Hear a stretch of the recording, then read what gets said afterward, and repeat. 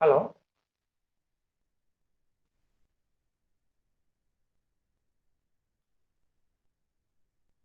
Sir, shall I start now? Yes, sir. Yes, sir. Just start now, sir. Yes. Good morning to all. I am happy that the PG Department of English of our college has organized the national level webinar on folk tales as texts of context today. At the outset, I wish to thank Dr. Joseph Suresh for initiating the webinar. I thank Dr. Lois Jose, Assistant Professor of Department of Language, Sri Ayyappa College, Chenganur, Kerala, for accepting as a source person of webinar during this lockdown period. And I welcome all the faculty members of Department of English and the participants of this program. All of you know, apart from online teaching, our college conducted many online programs to improve student skills through and webinars. Department of English initiated the online webinar in a webinar series in our college, S Pioneer. As far as this title, I hope a lot of questions may arise in the mind of everyone of you regarding the relation and linking of folk tales literature. Also, I do assume that every literary person will have the understanding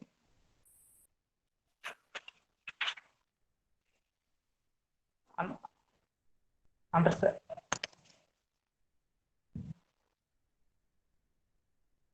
ஒரு நிமிஷம் எடுத்துக்கூட இதாயிடுச்சு sir.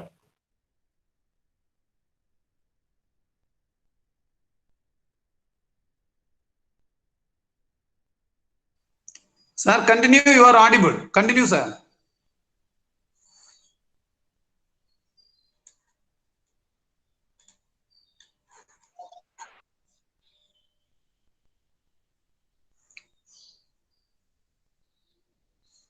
Please.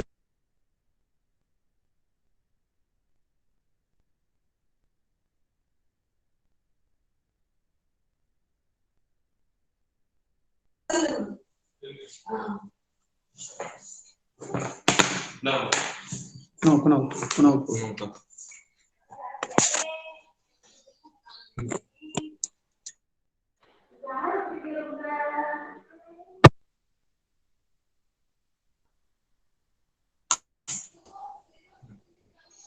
Audio cut ஆயிருக்குமா?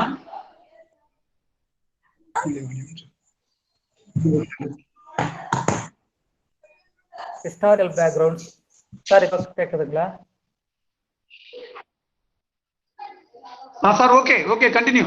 Okay, folklore allows people to give meaning and their lives and their surroundings because every culture has different historical backgrounds and traditions.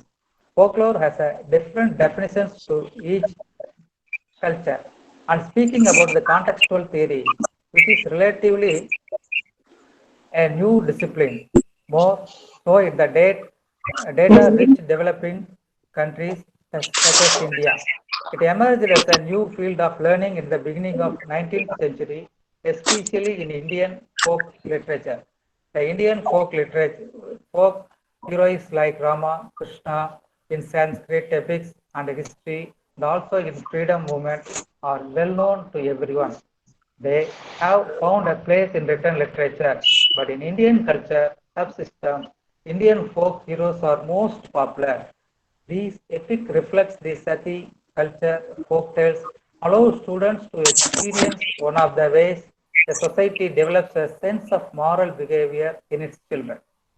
Children today can learn from this rich literary heritage, which provides both a window into other cultures and a mirror that allows viewers to reflect more clearly on aspects of their own culture. In this way, today's webinar is very much related to today's need for the society. And so, I congratulate staff of the Department of English for their efforts to make this webinar a productive one for the students and the educational society. Thank you, one and all, and I wish you to have a nice, wonderful, and at the same time, resourceful time with us. Thank you. I wish you all success. Thank you, sir. Thank you, sir. Thank you. Thank you. Thank you for your thought-provoking ideas. It's Thank a you, wonderful talk by you. You have very well explained the folklore, the folk literature, the folk in relation to the Indian scenario. As a BG Department of Government Arts and Science College, Koilpatti, we thank you sincerely for all your support and your thought-provoking presidential address. Thank you, sir. Thank you. Thank you. Thank you, sir.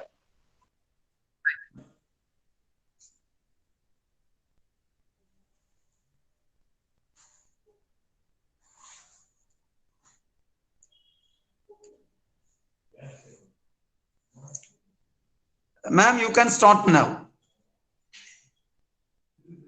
Madam, you can proceed. Ma'am? Oh, okay, okay. Yes, sir. Thank you. Thank you, sir. At the outset, let me take this opportunity to thank the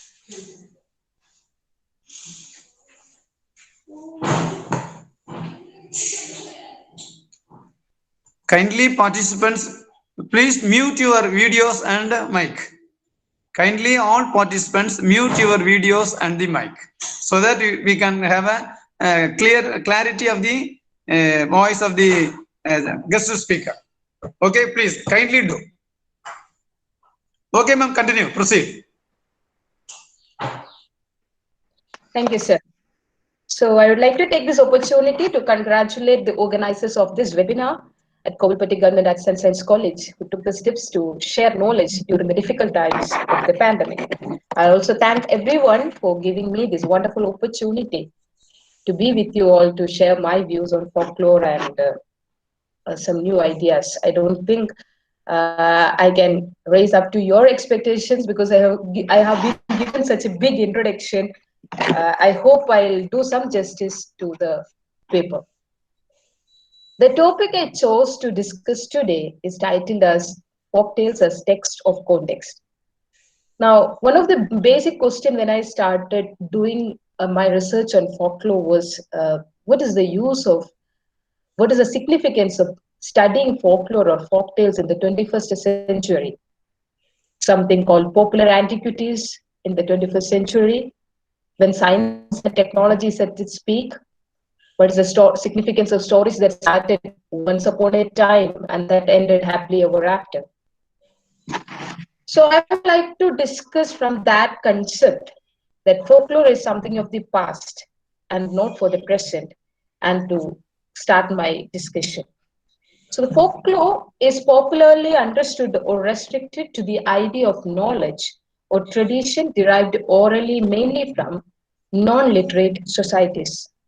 And therefore, there's a big chance that we dismiss the folklore or folktales as old wives' tale, myth, or superstition. We conclude that they are not scientific. And we consider it as a knowledge shared by an uncivilized group. So, in order to understand the significance of folklore or folktales in the 21st century, we need to understand the popular assumptions that are attached to it. One, it is they are the knowledge of the past, and that the knowledge of the past has nothing to do in the 21st century, apart from knowing their culture. Second popular assumption is that they belong to the non-literate society. So what has it to do something with us, a civilized group? And the third one, it is they are orally transmitted, or they belong to a culture when we do something, we transmit something orally. And today we are in that era of technologies, printing, social media, etc. So there is no need for oral literature as such. Let's check these assumptions one by one and find the validity. The term folklore is a compound word. There are two words in it, folk and lore, and it means lore of the people. The term lore could be easily defined as the body of traditions or knowledge on a subject or held by a particular group. So it is a knowledge or a tradition belonged to a particular group, and it was typically passed from person to person by the word of the mouth. So it was first used by William Thoms in 1846 That is in the 19th century. The term folklore itself came into being only in the 19th century. But that doesn't mean folklore, the genre as such, began only in the 19th century. In fact, the projects or the attempts to collect folk tales, the popular fiction of that period, the oral literature began much before. In the 18th century itself, they started publishing it. So the interest in scholarly study of folklore and its documentation appeared among the individuals who had felt some kind of nostalgia for the past. And therefore, in most of the theorists from the archaeology or anthropology, culture studies who approached folklore as a genre, studied folklore as a genre belonging to the past, tries to identify the past elements, the past motifs, their way of life, their culture. But when we say folklore belongs to a past society, does that mean folk cease to exist in a modern society, that we are not part of a folk? Folktales have any function in the modern context? Don't we have new superstitions? Don't we enjoy new workplace stories or laugh at the new stories? Don't we have some military jokes that happened in the current era? Or is it that we don't classify all these jokes, superstitions, or tales under the category of folklore? So to understand this idea that folklore is not something that belongs to the past, but it can reflect the present, we need to understand the term folk as such. The term folk is highly political. It had undergone several changes before it is understood with its current meaning. So when it was first used in the 19th century, it only represented the peasant community in the society. So folk was always compared with two groups. Now you can consider a pyramidal structure, three layers. So the first layer is always the elite class, and the lower layer is primitive or savage group. So the folk belongs to the middle strata. Now this folk is always shared with that elite class and says, not that as we are. You are not literate as we are. And they are also compared to the savage group of the lower strata. And they say, okay, you are better than that primitive group or savage group who doesn't have any kind of tales or songs. That was the idea in the 19th century. So, in the 19th century, folk was considered to be a group of people who belonged to the rural section, the illiterate class. That's how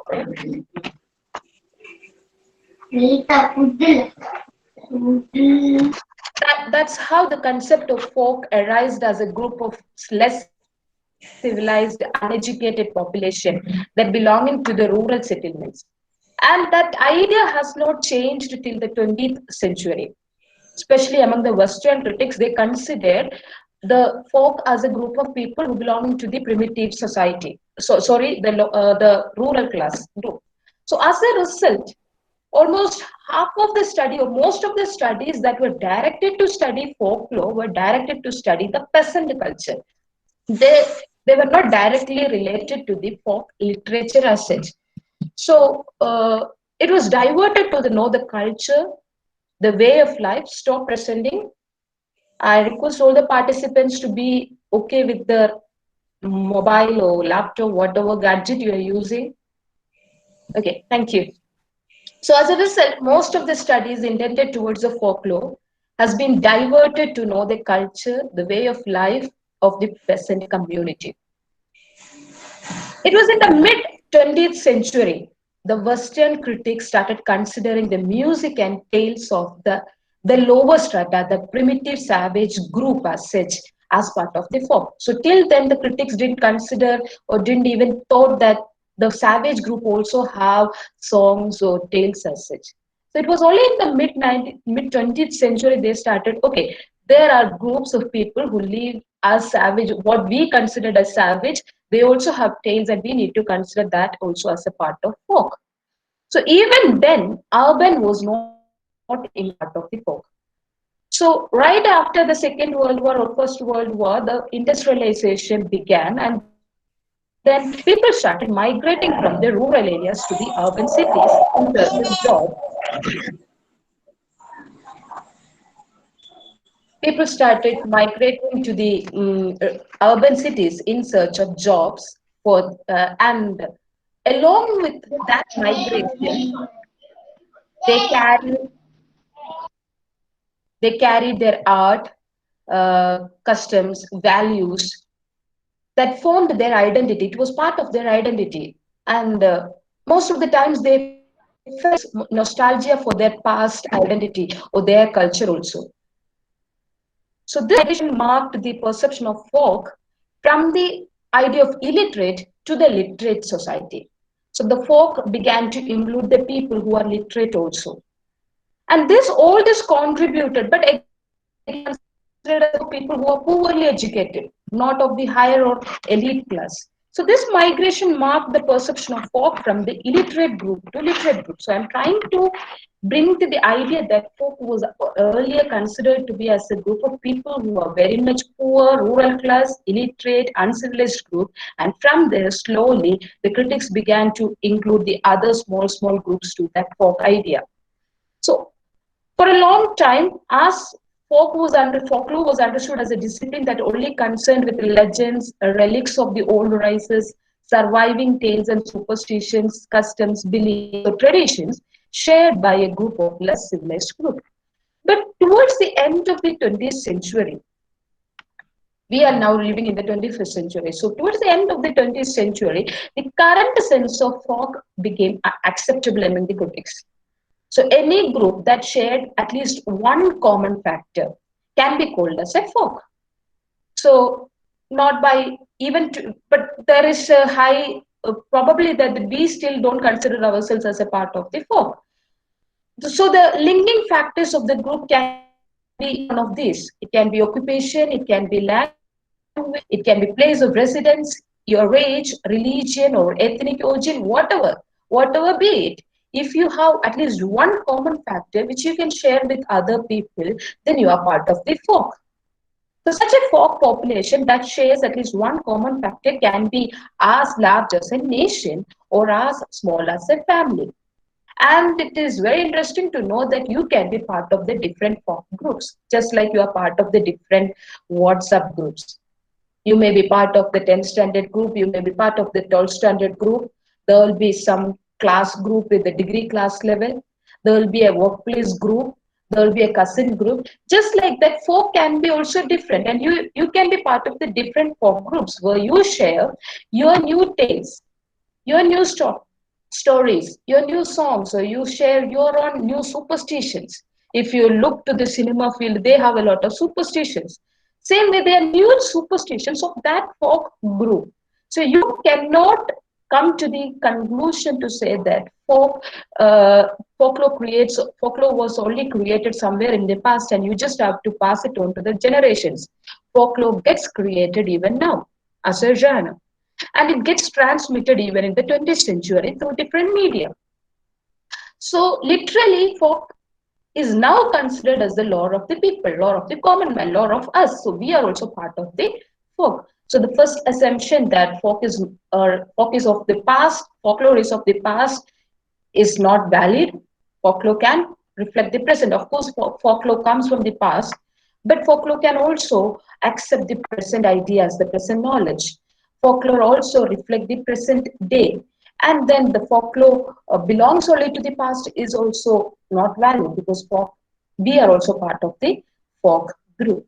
Now there's a third idea that this genre should be transmitted only orally. We mostly use the terms folklore or oral tradition as synonyms. So do you think all that is transmitted orally or as oral literature or folklore in that sense, it is folklore in that sense? Can't folklore be transmitted through any other media? How do you, so think about a boy who is learning folk games. He's practicing it, right? What about folk medicine? Someone who is practicing folk medicine, they are not transmitting it orally. So you cannot say that folk or folk elements are always transmitted orally alone. You can transmit through other mediums, or folklore is flexible for that. There are some loopholes, or there are some negatives to that, but you cannot always say that folklore is something that should be passed only through oral media. It can use other media to transfer or to transmit to the next generation. So to understand folklore on the basis of its mode of transmission is laid. In fact, all these assumptions, what we said right now, that to define folklore on the basis of oral transmission or as a tradition or as the belonging to something past, is based on its external features.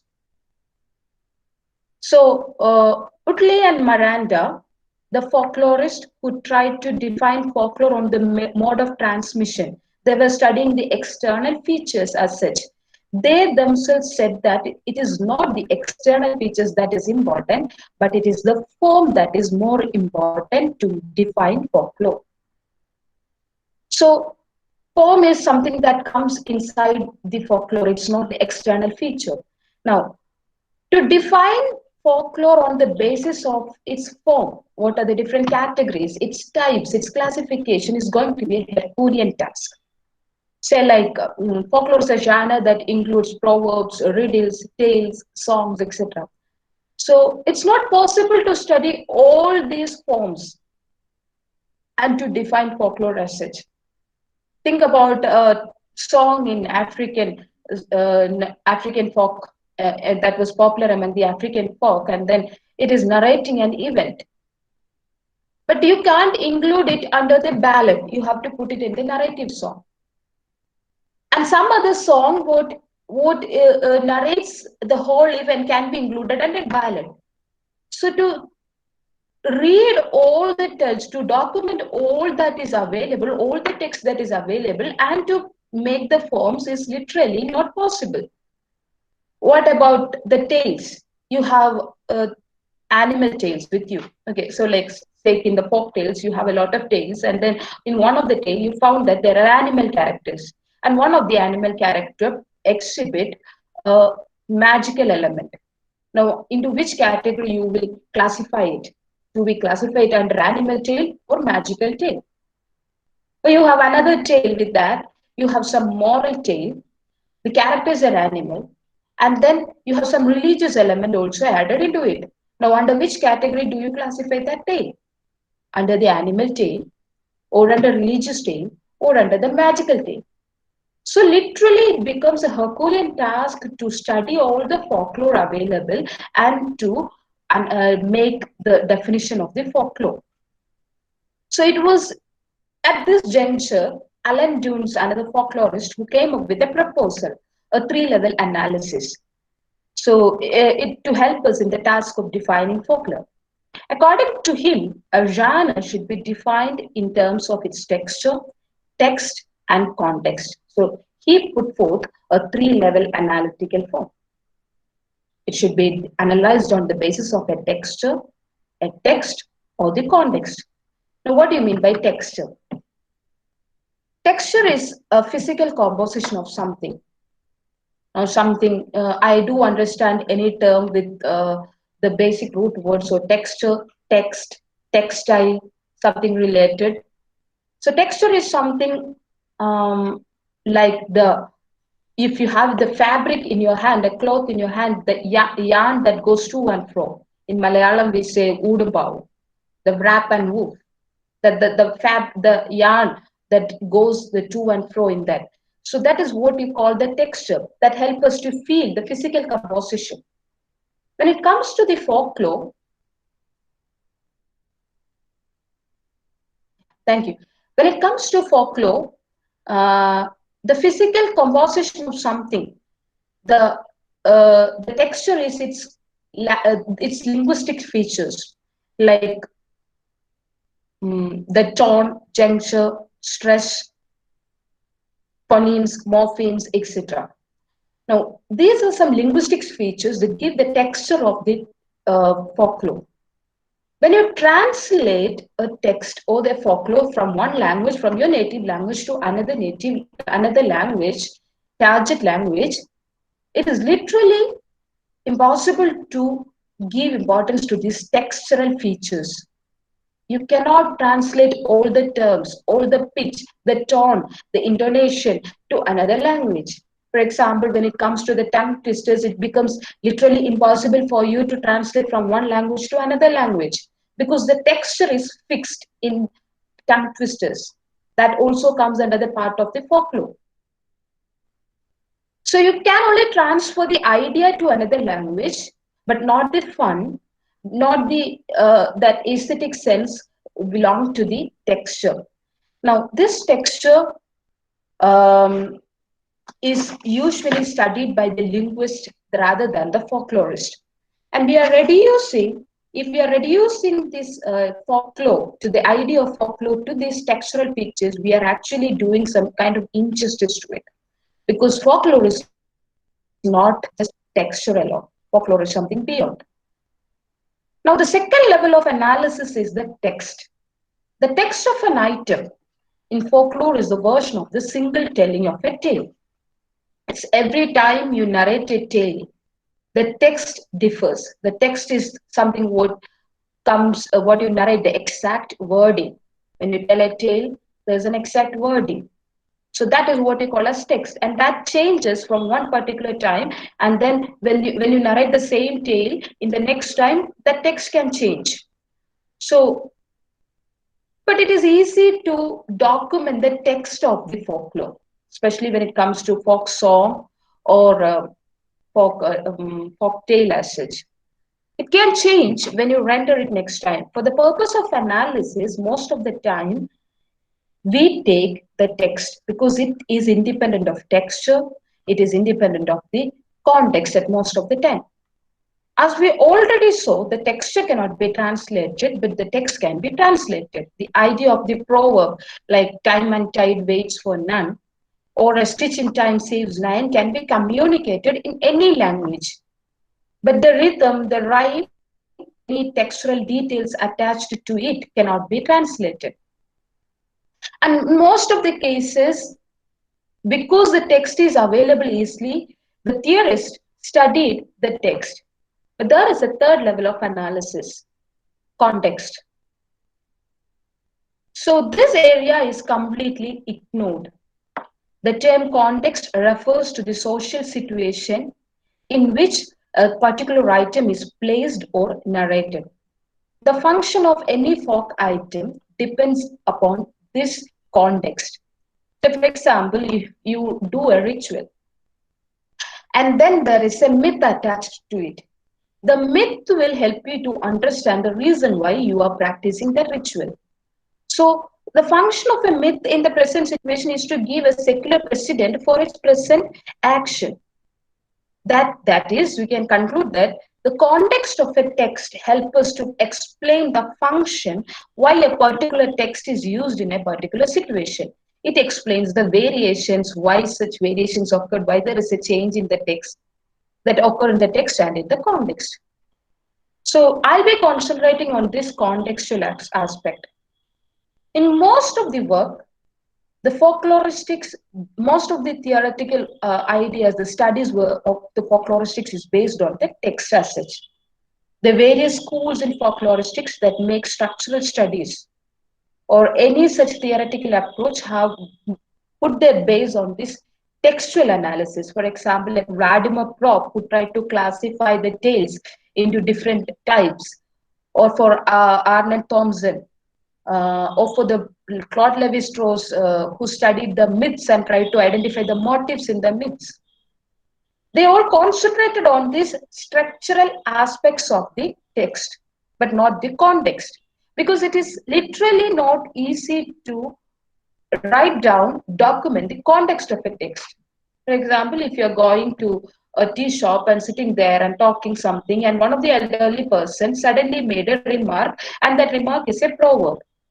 So it is easily, you can easily document the proverb, but it is not easily possible to document the context behind that. But that context has given some meaning to that proverb. If you're writing only the text of the proverb, what you understand is only the literal meaning of the proverb, not the contextual meaning.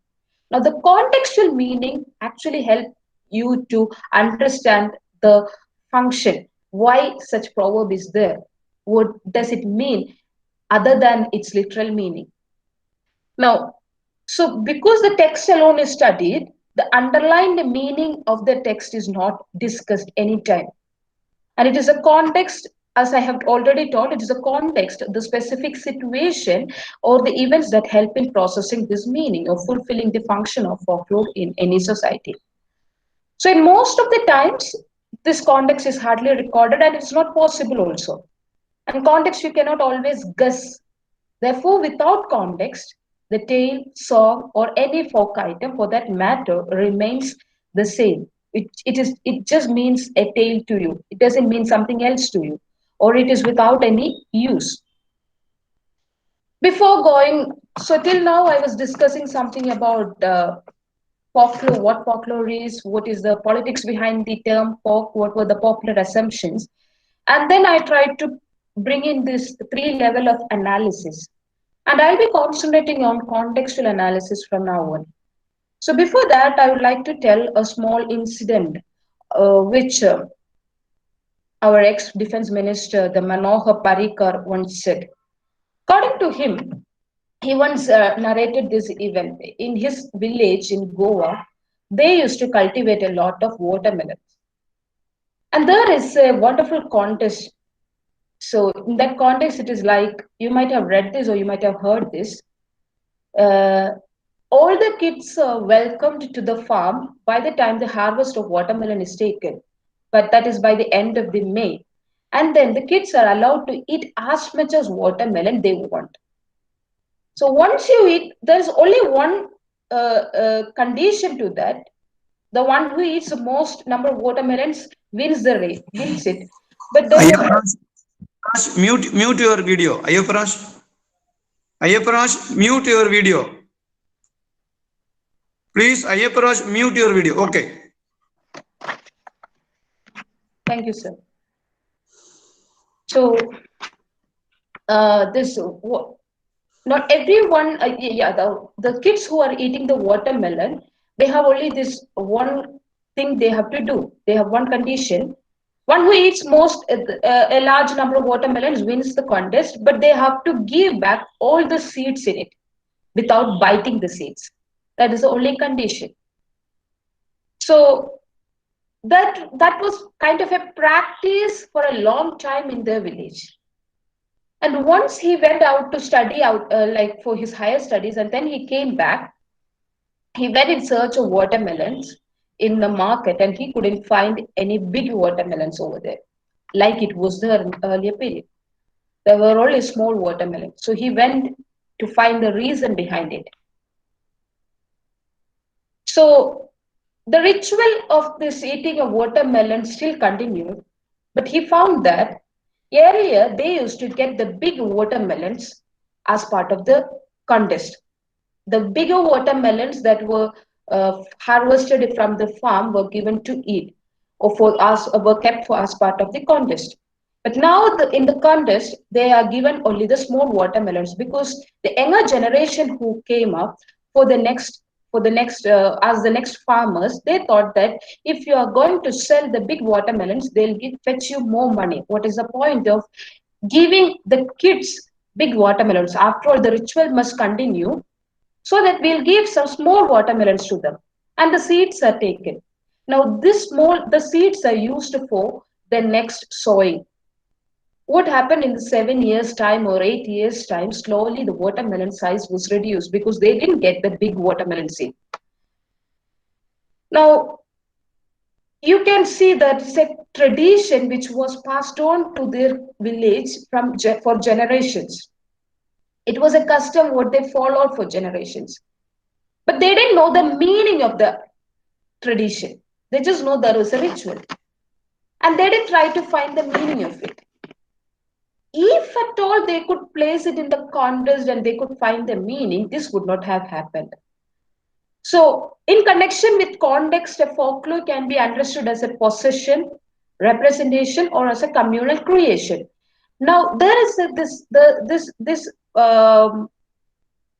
practice of the eating a watermelon is kind of a knowledge possessed by that community. That is something alone for that community. Uh, Folklore can be sum total of the knowledge in any society. And not one single person, just like you write a book, not one single person is the authority of that knowledge. It is possessed by every member of that community. So you have to understand folklore as part of a possession, as well as it is representing the full community. Now, this idea, there is a knowledge, there was a problem that they need to cultivate always the big watermelon. They found a solution. They need the seeds of the big watermelon to sow next time. So if they're going to sell it, they are not going to get back the seeds. That is why they made a new ritual or a practice among themselves. They'll conduct a contest so that the kids can eat the watermelons as much as they want, and they have to give back the seeds so that they'll have the seeds with them. Now, this is kind of an artistic creation. This represents the mode of the thought of that community. So folklore, with respect to the context, can be understood in these three different levels. It is a possession, it is a representation of the mode of the thought, how they are thinking, they had a problem, they got a solution, and the way they thought, that is something different. And then they put it into practice so that it can be practiced for generations in a different mode. So that is how they recreated it in the form of the art. So let's study this deep a little more further. It was R.D. Abrahams who tried to say how folklore functions in a society. So according to him, a society or a community, when they have recurrent social issues, they always tries to solve it. And if they found that the solution is viable for them, the solution is valid for them, the solution can bring some kind of change and it resolved their issue. If it is a recurring issue, they want to pass the solution to the next generation. And they cannot say that we had a problem like this, we used this solution, you also use this solution. That is not possible in that time. So what they made a creation, they made an art, they made a similar context into which this idea, this folklore is encoded into it. Just like how we are encoding the message in the language, what we say in the structuralism. Every word doesn't have the word, and the meaning is actually arbitrary. It has nothing connected in between, just like that. The tale as such has nothing to do with this meaning or solution, but that solution is embedded into it. If you're not able to decode that meaning from that folklore, it means nothing to you. And it is the context that help you to decode the meaning out of that text. So the very slowly it becomes a practice or a tradition in your society. So the tales what you hear from your childhood, it will remain in you. And when you go through a similar situation, that solution will work in you. Slowly you'll get connected to that solutions, that tale, and then you identify, okay, this is the solution, knowingly or unknowingly. This was the solution my forefathers used. This is a viable solution. Let me also use that solution. I'll be coming to that with an example later. So the variations are added to the tales when it was necessary. When a solution found, okay, we can change a solution a little bit later, the variation was added. If you may remember the tale like Who Can Bell the Cat, a small folklore which was common in our society, right? The mice, a group of mice who were trying to find a solution from a cat, and they tried to bell the cat. They formed a meeting, and they found that one should go and bell the cat so that they can find when the cat comes to attack them and they can escape. But then they pop up a question, who will bell the cat? Now, our folktale ended there. Much later, when the Tom and Jerry cartoons was common among us, we got a new solution. We found a small mouse in that went up to the Tom with a small gift box with a bell, and the Tom took it and wearing it. So the solution was changed. If you are changing your approach, you can find a solution to anything. So the variation was added to the tale when it is necessary in the society. This will happen every time. And if you find that solution is no more needed in that society, the folktale will slowly end. It won't be transmitted to the next generation. It won't be told again. It won't be narrated again. So this is the main function of folklore in any society. So it is realized in the society to reflect the past in the present. This is how we found a solution to a problem in the past, and you can transmit this tradition and the knowledge to the next generation. So every folktale is engaged in this process of communicating traditional knowledge. Now I'll tell one more story and I'll conclude my talk. This is a story of cat and mice, and this story is belonged to the Tibetan folktales. The plot of the tale is pretty simple, just like what I have told you now. Who will build the cat? There's a cat who lived in a large farmhouse along with a large number of mice. For a larger period, until the cat got old, the cat lived a happy life, catching the mice whenever she felt hungry. But when the cat became old, she could hardly catch any mouse for her livelihood. It was then she used a trick for her daily food without any struggle. When she became old, she wanted to use a trick so that she can catch the mice. So what happened? The cat called all the mice together for a meeting and then made a speech. I have called you together to say something to you. I have led a very wicked life. So she started confessing to the mice. I have led a very wicked life till now. In my old age, I'm repenting because I have caused you a lot of trouble, inconvenience, and annoyance throughout your life. So in my future, I want to turn a new life. I want to make a new life. So it is my intention to give up entirely to the religious way of life, to give myself into this religious way of life. I no more is going to eat you people. I'm going to be a vegan. Just like that, cat started giving a very big speech. So I have a change in me. So I wanted a new solution also. I wanted to see all of you every day. So what you can do is like morning and evening, make a procession in front of me so that I can see you every day. All I ask you is that twice every day you should make a procession in front of me, and each one make an obeisance to pass by so that I can see you as a token of gratitude. The mice believed her. So what happened? They started doing it the very next day. They all started making a very big line, and then started the cat was sitting at one corner. They started giving a march past in front of the cat and they left. When the last mouse came in front of her, she caught the mice and ate it. The mice who marched the path fasted in front of her didn't see that. They didn't know it. None of the people in the community realized the trick except for the two youngsters called Ambe and Rembe. And Ambe and Rembe are two mouse inside this group. Once they found that the number of mice in their community is reducing, they started playing another trick. So what happened? They walked at the two ends of the procession from the next day. Ambe will be in the front of the procession and Rembe will be in the back of the procession.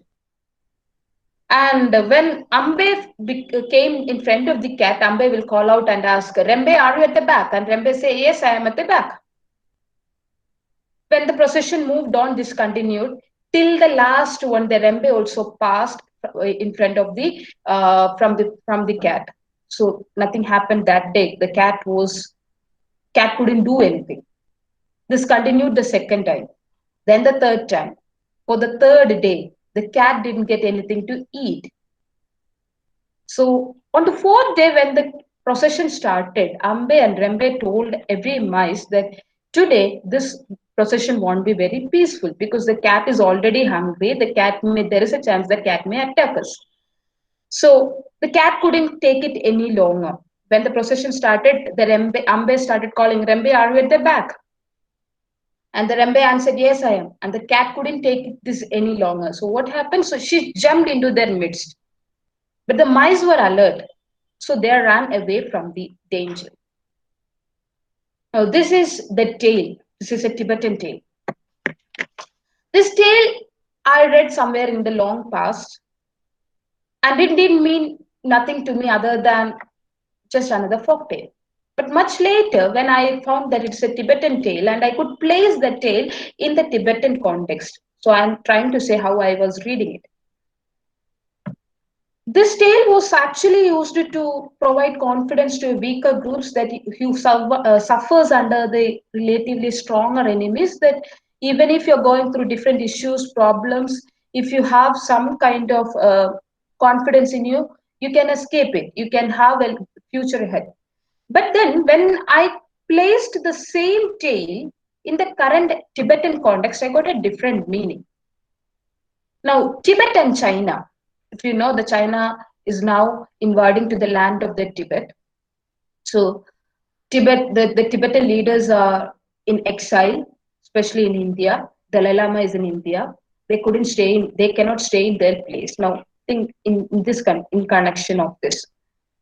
The communities of Tibet and China are staying together as neighbors.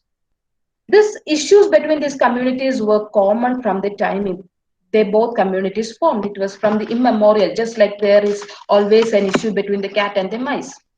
Now, throughout their culture, the cat represented China. The cat is a symbol of China, and rat is a symbol for Tibet. Now, it is easy for a Tibetan to place this tale. The cat represented Chinese invasion. The rat represented the Tibetan life. The territorial invasion of China into the land of Tibet is meant to make their economy great. Just like the cat wanted to invade the land of the place of the inhabitants of the rat just to have their food. Now, the second part of the tale, of course, gives a solution and confidence to the Tibetans that however the cat attacks us, there is a way ahead for us. You have to be alert. You don't have to go and fight with the cat. You don't have to run away. You can face it in a different mode. So the Tibetans believed that Chinese, though never before had Tibetans believed China, though they had never benefited from China before. Just like the rats believed the cat, the Tibetans also believed the Chinese people when they said that they are going to help us. But slowly, China came to Tibet under the banner of cultural revolution and started destroying the culture of the Tibet. The final solution of the tale suggests that even if you fall prey to the trick, following the path of the non-violence, coupled with wisdom, one can escape from dangers. And this is the Tibetan stance, the middle way approach every time. Middle way approach is some kind of solution that was passed on to the generation. And that is a very big philosophy. It's a Buddhist philosophy taken from Mahayana Buddhism, that you should not take any of these two extreme cases, that you should not go to attack or you should not run away from the issue, but you have to take a middle way protecting the Dharma. Now, it's not easy to transfer the philosophy as such to the common man. But if you're pulling this tail and then you're embedding this solution into it, it is easy. And the Tibetans are following it. They are now telling the same tale again and again. So the political decisions of Tibet, even in the midst of these issues, show their attitude of compassion, their reconciliation, which they practiced from the ancient times. So it represents the knowledge of the past, and it is reflecting their present.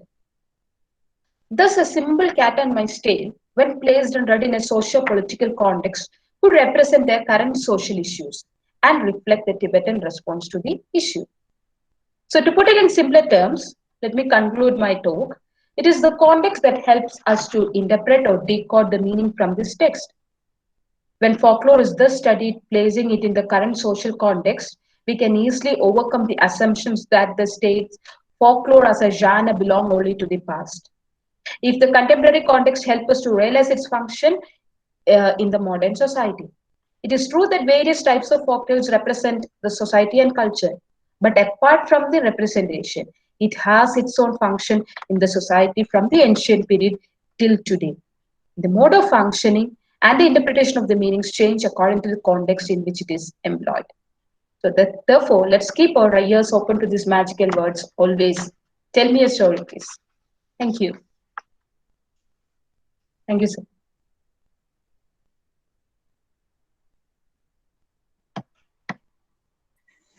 Thank you very much, ma'am, for your enlightening talk. Okay, you have very clearly made yourself regarding the subject matter of folk literature and its effect in the society. You have also made clear that the relevancy between the society, literature, and folk tales. Thank you so much. Thank you.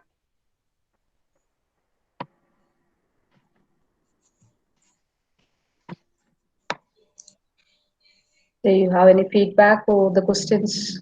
I'll be.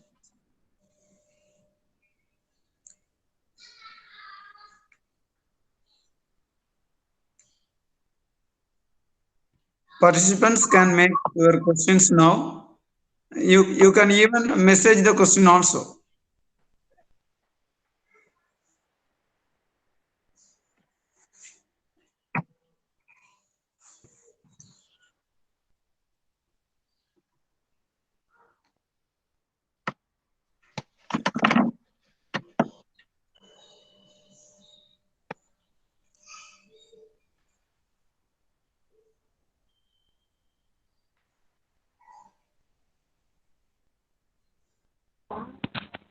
Good morning, ma'am. Yes.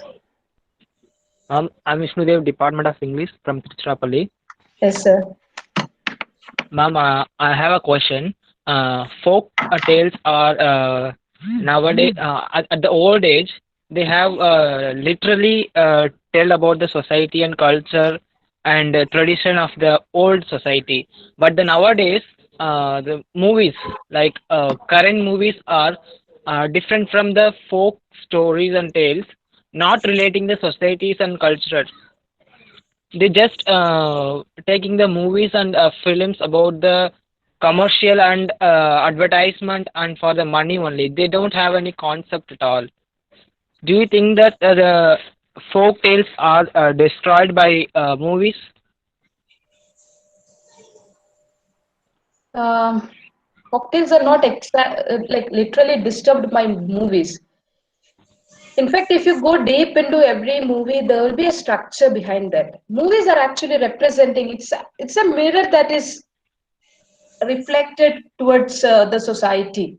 You can just see it. Movies are not like folk tales. Movies are like the literary books where you can see yourself into that, what is happening in and around the society. Folklore has a very different function to do. Um, it has this uh, idea of teaching you to help you to know what is um, some kind of moral activity, some kind of traditional knowledge. As I have already told, there will be a solution to a problem. Movies are not actually made on a recurrent problem or issues and to make a solution to that. Movies are actually to make you entertainment. Folklore is not just for entertainment. That is a basic difference. Folk songs or folk songs, though now we sing for entertainment, folk songs had a different purpose altogether in that time. Folk songs were mostly work songs. When you work in the field, you need some kind of motivation to do it. That songs, that tone was like that. So folk songs and movies or folklore as such cannot be compared to movies. Movies are mostly for commercial purpose, as you said, and the very small movies, a very little kind of movies can represent your culture or what you call as award movies, which you don't actually love to watch. If you go back to it, you can literally enjoy it. You'll get this cultural aspect. You go back to the old movies, maybe now you may not enjoy it.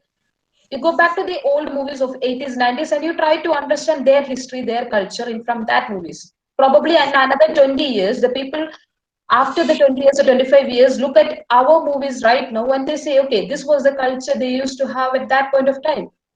That's how we can say it. Just like what we look at the folklore now and say, in ancient times these people used to think like this people used to live like this.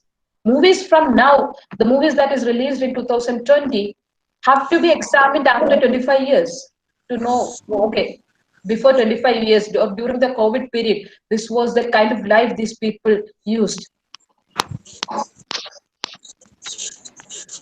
Okay, ma'am. I have another question. It's not a question. It's kind of my mind thought. Yes, sir.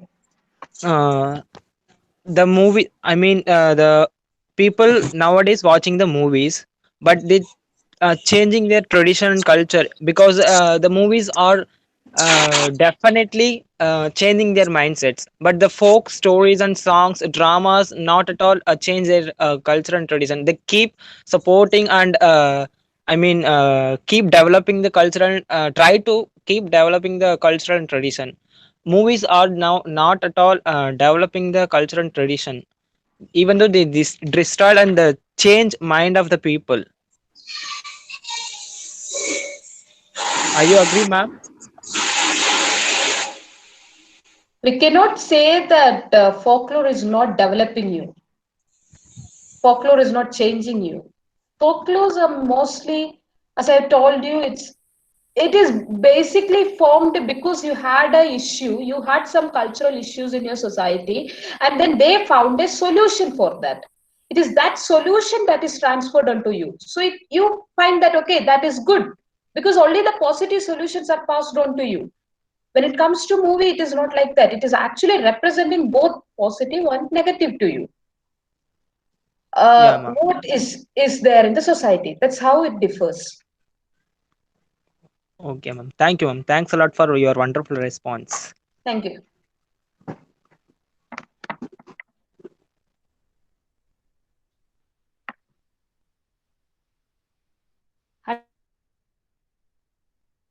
Hello.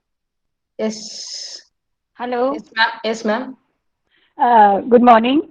Good morning, ma'am. I'd like to ask you how do you differentiate between the impact of folk tales and the impact of mythology?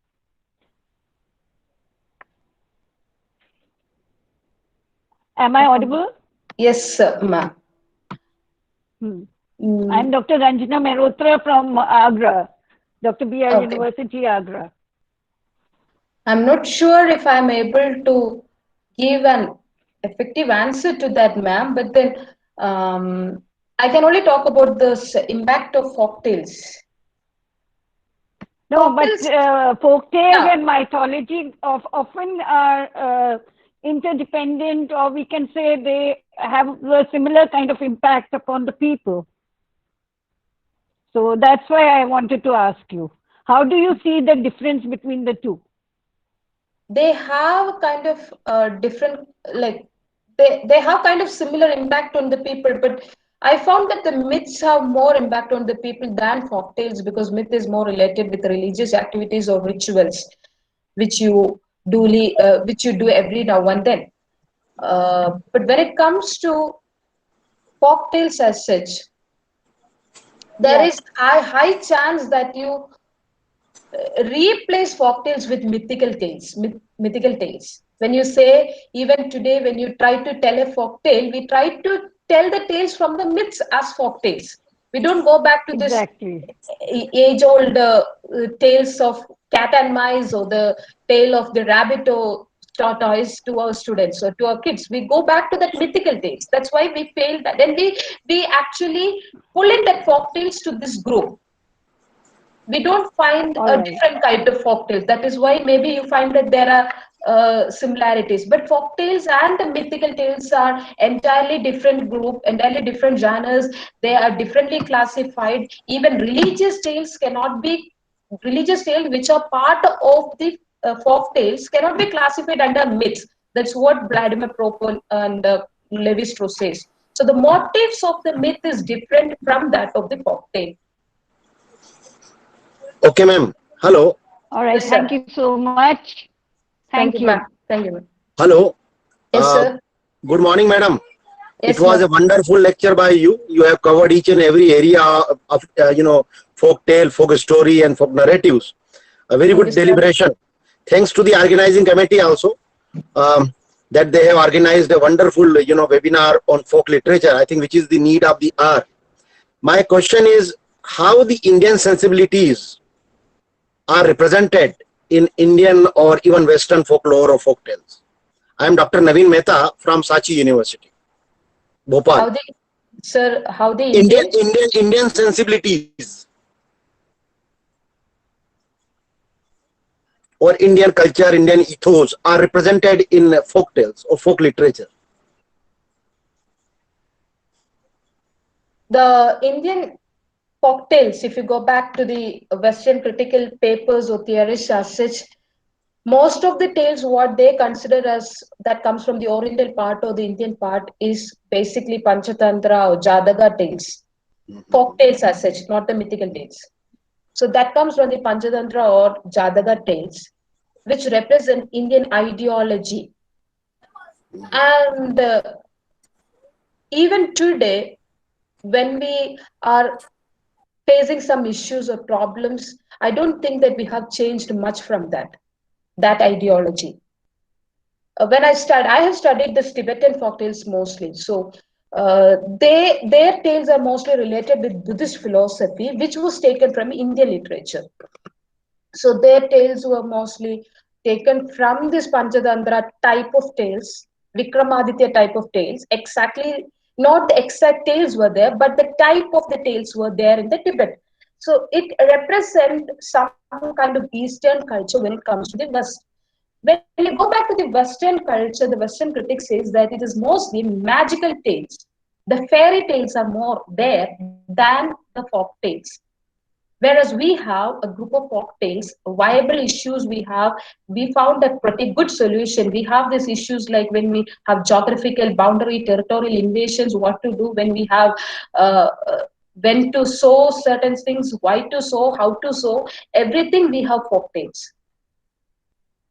Every single ritual it is related to folk tales over here, and that knowledge is passed on to the next generation through the tales or songs. But when it comes to the Western tradition, they have more or less this elements of fairy tales, and that is even now represented today in their animation stories or animation movies as such, which make them to believe that you cannot go further without some kind of magical elements. Very nice, very nice. Some kind of attacking, which is not there in our culture. So I mean, the Indian tales are more ethical and more, somewhat real. And whereas Western tales, they are more superficial or they are full of imagination. Like we have the tale of that girl, Cinderella, yes, fairy sir. tale. Yes, sir. And our That's tales right. are basically based on mythological or legendary, figures. Yes, sir. So that is why we have a kind of critical studies more on fairy tales over there and folk tales over in the Eastern Very tradition. nice, very nice. Thank you, sir. Special thanks are also due to Mr. Joseph for organizing and handling the event. Joseph sir, are you hearing me? Hello. I am hearing you. Thank you. Thank you for Joseph sir, you are conducting this webinar in a very grand manner, and I hope that all the participants, they are highly benefited by this novel initiative of your college and you especially in your team. Heads up to you. You are academic and research corona warriors. Thank you, Professor. Thank you. Thank you. Thank you. Thank you for your nice words. There's one more question from this Chaturvedi sir. He asked me whether they distort the original context. Sometimes there will be very different interpretations that are presented today, and they distort the original context. Now, this context actually depends upon where you place the tale as such. It can differ. The context differ from me. Context differs for you. Context differ from time to time. So that is entirely a different way of different level of study when it comes to the contextual. There is contextualization process, because when you're documenting the text, you don't write the context of text, you just write the text as such. You just write the exact wordings of the text or the tale, and you don't write the context. You don't record the context. And I have already told you it is not easy to read the context.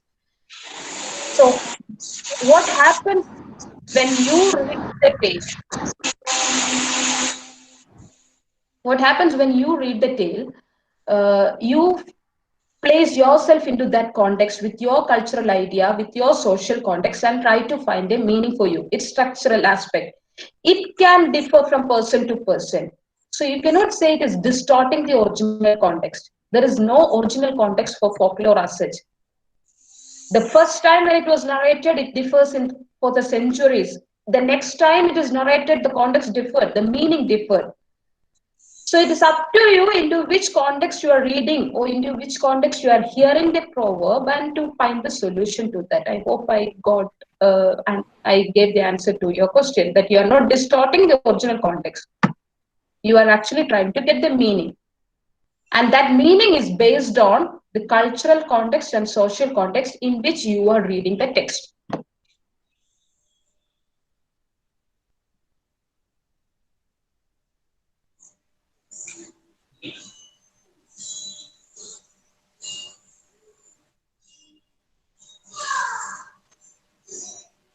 Yeah, there's another question that's coming up, like science fiction has factors with subaltern literature. Do folk quotes has something to do with subaltern literature? Folk quotes, folk literature is considered and studied as part of Marxian, on the basis of Marxian theories, or as protest literature, resistance literature in many areas. Even now, when you feel that you want to give a resist some kind of issues, especially when it comes to the Tibetan people, they wanted to resist the Tibetan, the Chinese cultural invasion. In fact, they had a cultural invasion. The Chinese people are trying to impose the Chinese culture on the Tibetan people. So how they are trying to resist is through the folk arts. They make sure that their children, their students are learning the folk literature, so that slowly it gets imbibed in them. You cannot go and teach them this is a philosophy, but it can easily tell them the stories from their early childhood. So these people, the Tibetans, are consciously attempting that resistance through their folk art. So there are cultures who are doing this, especially with the exile culture. If you go and study all those exile cultures, all those third world countries, they are doing the same resistant part with the folk arts. Thank you, Good sir. morning, ma'am. Yes, Hello, ma'am. Can you yes, hear ma'am. me? Yes, ma'am. Yes, ma'am. I have one suggestion. Not a Yes, suggestion, ma'am. it's a query, and I want to clear my doubt also. How Hmm. can we develop curriculum to enhance the capacity and create the opportunity for the learners in folkloristics, that is the study of folk tales, in a way of academia to industry? Yeah. I'm not sure about I don't know whether I can answer to exactly to that question, that how to develop a curriculum. But Yes. I know the departments where they run the folklore department, where they study about folkloristic department, especially with the anthropology department, archaeology department, historical department, they all Yes. study with the help of folklore. They go back to the folk tales with this. When it comes to the literature, they'll take this historical metafiction aspects and then put into this to find the historical aspects into it, because there was a period of the time when the history was not written, so they'll go back to the folk literature of that time to understand what it is there. So the students can find a field in that if they are interested. There are students who study about the cultural preserving techniques, Yes. and yeah, there are departments who study about the oral history Yes, ma'am. in Western countries. So they are giving more importance to that, so that this literature is not just get lost of these viable solutions of the past. Now they are not giving more importance to just preserve it and document it. There are much studies going beyond that. That is where we are not aware of. We think that all the studies, what we are doing today, is mostly to document the folk literature as such, the oral history, oral literature as such. But it is not just documenting. You need to know and you need to work on that in the coming future, because even though we are living in a globalized society, people love to be in their indigenous culture. This nostalgic element is more in us. So without that indigenous culture, without Yes. that difference, variations in culture, we cannot move further, because we all will look alike. We all will be uniform in the another 20 years. So that is not good to live. That won't be a good place to live. There should be variety of culture. Yes, Yeah. thank you so much, ma'am. Thank you so much. That was a wonderful presentation from you. Myself, Shruti Thank from you. Tirunelveli. Thank you. Thank you, ma'am. Thank you. Yes, we are done. Sir, Suresh sir. Joseph sir. With this we are done.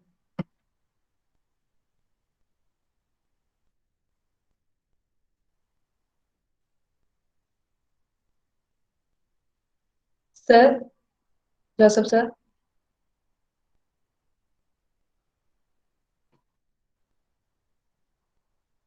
Thank you all. Thank you for your wonderful feedback. Thank you for giving me this time to be with you all. Hello. Yes, sir. Sir, Joseph sir, your mic is in mute. So please unmute it and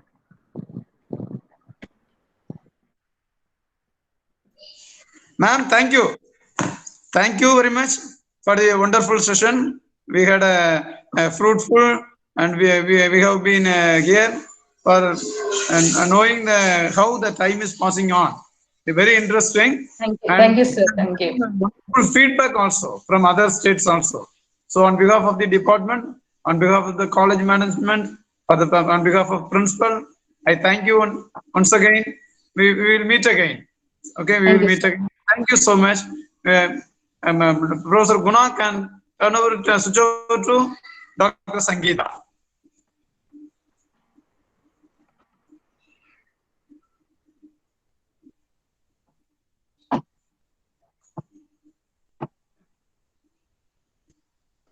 Hello.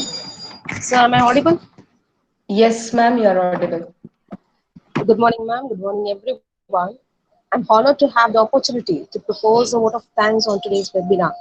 On behalf of PG Department of English, Government Arts and Science College, Kovilpeti, I express my heartfelt thanks to the resource person, Dr. Lois Dose, Assistant Professor, Sri Ayappa College, Kerala, who spared time from her busy schedule for accepting our request within a short span of time. The way you explained about the folk culture, folklore is exemplary, ma'am, and we are given a very new perspective and interpretation of folk tales. We feel really happy to look at the messages and the questions in the chat box. I would like to express our profound gratitude to our principal, Dr. Ravichandran sir, for his encouragement to conduct this national webinar. I sincerely thank our beloved head of the department, Dr. Joseph Suresh sir, for his moral support and guidance, and I am very grateful to him for giving me an opportunity to organize this webinar. I must mention my deep sense of appreciation to Mr. Gunashekaran sir, his faculty, PG Department of English, Government Arts and Science College, Kovilpeti, for his tireless work in organizing today's webinar. Also, I would like to extend my special thanks to all the professors, research scholars, and students of various colleges for your active participation. Once again, I thank all for your cordial cooperation. Thank you, ma'am, and thank you, everyone.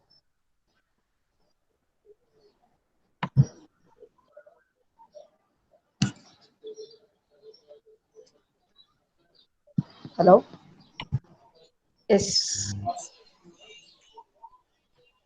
Sir, Joseph, sir? Yes, I am here. Guna?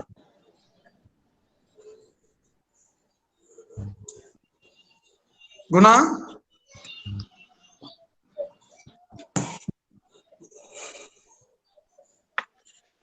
Guna sir?